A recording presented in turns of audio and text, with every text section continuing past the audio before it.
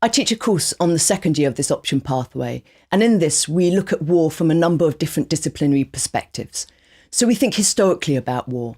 We think, for instance, about why do wars start? How do we locate wars within the kind of broader ideas that are emerging in these particular periods? What are the impacts of war on societies? How, for instance, does it change the position of women, the position of different classes?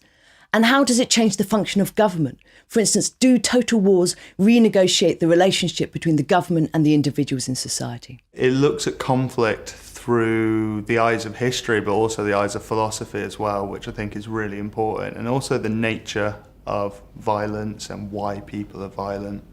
So you start off in the second year studying violence and different philosophical approaches to violence, which is really interesting.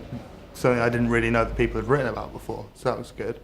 And then we started doing the First World War, but taking approaches to the First World War that I hadn't really thought that you could take before. A lot of stuff to do with the representations of the war through art and representations and the effect it had on the women's movement in the 20th century.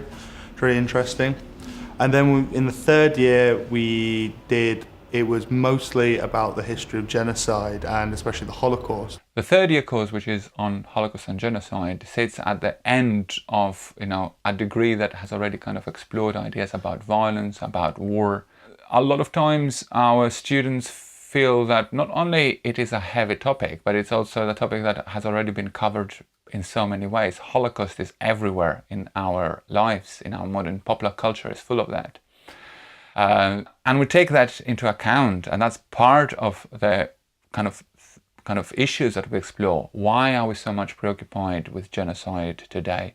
It's very important, I think, to me to study things that aren't nice, because really the world isn't a lovely, fluffy place. It's a real place where real things happen.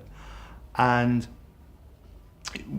we can't, there's very little you can understand about the contemporary world without looking at the bad thing. You can't take half of history and decide that it's not important. Everything's important, whether it's good or bad. We're talking about some of the most kind of catastrophic events in modern history. This is when actually we know that ideas have an impact on people's lives.